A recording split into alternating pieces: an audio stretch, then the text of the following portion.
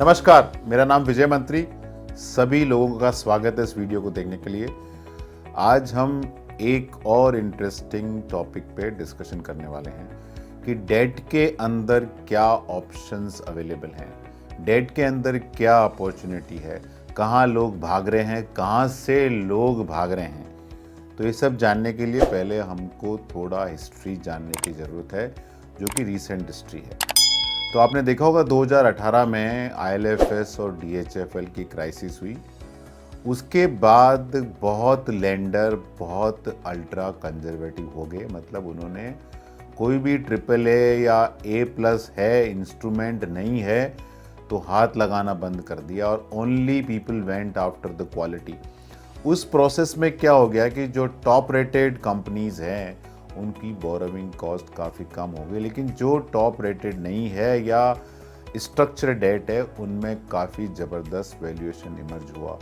आप देखिए credit fund जिनकी साइज बहुत बड़ी थी वो 1/3 हो गए अपने पीक AUM से। और बहुत आयरॉनिक है कि जब उनका साइज कम हो रहा था तब कोई भी ऐसा नाम नहीं आया कि जिसमें क्रेडिट फंड में डिफ़ॉल्ट हुआ, और जब उनकी साइज बढ़ रही थी और पीक पे पहुंची तब डिफ़ॉल्ट आना चालू हुआ। तो इसका मतलब उस टाइम वैल्यू नहीं थी, अभी बहुत बड़ी वैल्यू इमर्ज होके आ रही है क्रेडिट के अंदर। दूसरा इंडिकेशन आप देख सकते हैं कि जो NBFC की बुक है वो भी काफ़ी श्रिंक हो रही है। तो अभी हमको लगता है कि ह्यूज आर्बिट्राज एग्जिस्ट है क्रेडिट साइड में, क्योंकि कोई टच नहीं कर रहा है और शायद कोई टच करना नहीं चाहता है। लेकिन इसका मतलब नहीं कि सारा जो भी क्रेडिट है मार्केट में उनको लिया जाए, बिकॉज सारे क्रेडिट एक क्वालिटी के नहीं होते हैं। तो आपको बहुत चीज़ें अवॉइड करनी पड़ती है। तो क्या अवॉइड करना पड़ता है आपको? कोई भी green field project until unless कोई बड़े नामी प्रमोटर का है आपको टच नहीं करना है। वेंचर कैपिटल डेट आपको टच नहीं करना है, क्योंकि वहाँ पे यही एक्सपेक्टेशन रहती है कि कोई दूसरा VC फंड करेगा, वैल्यूएशन बढ़ेगा तब हमारे डेट से पैसा बाहर आ जाएगा। तो उसमें चैलेंजेस हो सकते हैं। रियल एस्टेट के अंदर चैलेंजेस हो सकते हैं, क्योंकि real estate inherently illiquid asset category है, तो इनको आपको अवॉइड करना है। लेकिन मिडिल ऑफ द पैक में बहुत इंटरेस्टिंग ऑप्शन है। एक साइड में आपका AAA AA+ हो गया, एक साइड में ये ग्रीन फील्ड रियल एस्टेट वाले हो गए। लेकिन मिडिल ऑफ द पैक में बहुत इंटरेस्टिंग स्टोरीज अवेलेबल है। कोई कंपनी या प्रोमोटर को ग्रोथ फंडिंग के लिए पैसा चाहिए, M&A के लिए पैसा चाहिए, PE बायआउट है, इक्विटी इन्वेस्टमेंट करना सब्सिडरी कंपनी में, उनके पास वारंट, उनको एक्सरसाइज करना है और वो अभी एग्जिस्टिंग माल बेचना नहीं चाहते, फैमिली का सेटलमेंट है या सेकेंडरी मार्केट से प्रमोटर को परचेज करना है। इन सारी चीज़ों में आपको ऑप्शंस अवेलेबल है। तो आपको क्रेडिट देखना है, तो क्रेडिट में किस चीज़ पे फोकस करना है? एक तो फोकस करना सबसे बड़ा, इंडिया में एक बहुत सिंपल कॉन्सेप्ट है कि आप किस आदमी को पैसा दे रहे हो, उसकी नीयत क्या है। तो quality of promoter is very important. और क्वालिटी ऑफ प्रमोटर में बहुत सिंपल लॉजिक है कि उनका पिछला 5, 10, 20, 25 सालों का क्रेडिट हिस्ट्री है कि नहीं है तो कैसा है। तो सबसे पहले आपको वो देखना है। उसके बाद देखना है कि जो कंपनी अंडरलाइंग कंपनीज है उनका ऑपरेटिंग कैश फ्लो कैसा है। अच्छा है तो आप जरूर देखिएगा। थर्ड, आपको देखना है कि आपको एडिक्वेट कोलेट्रल मिल रहा है कि नहीं मिल रहा है। आप लैंडिंग कर रहे हैं और आप लैंडिंग कोई भी सेक्टर में लीडिंग प्लेयर्स को ही करें।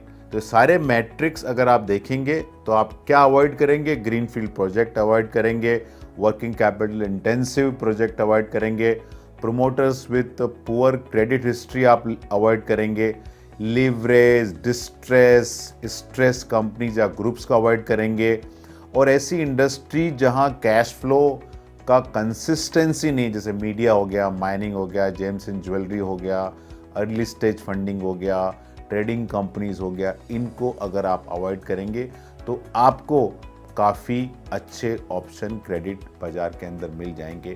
तो अभी जो मैंने बोला मिडिल ऑफ पाथ में जो लैंडिंग ऑप्शंस अवेलेबल हैं वो बहुत अच्छे हैं। यहाँ लैंडिंग 12%, 13% के आसपास हो रही है। हमने एग्जामिन किया ICICI क्रेडिट अपॉर्चुनिटीज़ AIF, बहुत ही इंटरेस्टिंग प्रोडक्ट है। अभी तक इन लोगों ने 700 करोड़ रुपए इकट्ठा कर लिया इस फंड के अंदर। और किस तरह की लैंडिंग कर रहे हैं लोग, एक साउथ बेस्ड टेक्सटाइल कंपनी है जो स्पेशलाइज्ड टेक्सटाइल के अंदर है और लीडिंग प्लेयर है इंडिया में, लिस्टेड है, 60 साल का ट्रैक रिकॉर्ड है, उनके प्रमोटर को फंडिंग की है अगेंस्ट प्लांट एंड मशीनरी। उसके अलावा इन्होंने नॉर्थ में एक कॉन्ग्लोमेरेट है जो पावर स्टील ऐसे सेगमेंट के अंदर है, तो वहाँ एक कंपनी दूसरी कंपनी को खरीद रही है। तो इस प्रोसेस में होल्डिंग कंपनी की कॉर्पोरेट गारंटी पे इन्होंने पैसा लैंड किया है और वो लैंडिंग 12 से 13% के आसपास हो रही है, करीब 3 साल के ऊपर के पीरियड की लैंडिंग है। ये भी AIF है, इसका मतलब इसके अंदर मिनिमम इन्वेस्टमेंट आपका 1 करोड़ रुपया होना चाहिए। मेरे हिसाब से फंड करीब नेट ऑफ एक्सपेंसेस 11% के आसपास, 11% के ऊपर 3-3.5 साल के लिए इन्वेस्टर का पैसा जनरेट 11.5% रिटर्न जनरेट कर सकता है। और सबसे बड़ा जो एक चीज़ है वो है स्किन इन द गेम। इस फंड के अंदर ICICI असेट मैनेजमेंट कंपनी जो भी कलेक्शन होगा उसका 20% खुद का कंट्रीब्यूशन रहेगा। तो 700 करोड़ रुपए इन लोगों ने कलेक्ट किया, उसका 20% मतलब 140 करोड़ रुपीज़ ICICI AMC खुद अपना पैसा डाल रही है। और ये करीब करीब 10 से 15 ऐसे इंस्ट्रूमेंट में पैसा डालेंगे तो आपको डिवर्सिफिकेशन मिल जाएगा। और इस बाज़ार में 11% के ऊपर पैसा बनाना 3-3.5 साल के लिए बहुत मुश्किल टास्क है, लेकिन अभी अपॉर्चुनिटीज़ अवेलेबल है, उसको आपको इनकैश करना चाहिए। ICICI क्यों? क्योंकि ICICI ने डेमोन्स्ट्रेट किया है 2018 में या उसके पहले भी पीरियड में कि ICICI म्यूचुअल फंड में एक भी स्कीम में किसी भी तरह का क्रेडिट चैलेंज नहीं हुआ। 2018 में इंडियन म्यूचुअल फंड इंडस्ट्री में ऑलमोस्ट एवरी फंड हाउस को कहीं न कहीं कोई स्कीम में, कोई सिक्योरिटीज़ में डिले हुआ, डिफ़ॉल्ट हुआ, राइट ऑफ लेना पड़ा। ICICI mutual fund perhaps was among the few fund houses कि जहां क्रेडिट में कोई प्रॉब्लम नहीं हुआ, जबकि क्रेडिट डिफ़िकल्ट दौर के द्वारा निकल रहा था। अभी तो इकोनॉमी के अंदर ब्रॉड बेस रिकवरी है और ये रिकवरी अगले 3 से 5-10 सालों तक रहने वाली है। तो अगर आपको डबल डिजिट डेट में पैसा बनाना है तो ICICI क्रेडिट अपॉर्चुनिटीज़ AIF में आप ज़रूर पैसा डाल सकते हैं, अगर आपका एसेट एलोकेशन परमिट करता है, अगर आपका एडवाइज़र आपको बोलता है। फाइनली ये आपका पैसा है, ये आपका फ्यूचर है, आप डिसाइड करें। हम इस पूरे प्रोसेस में एक बहुत ही छोटे से इनेबलर हैं। धन्यवाद।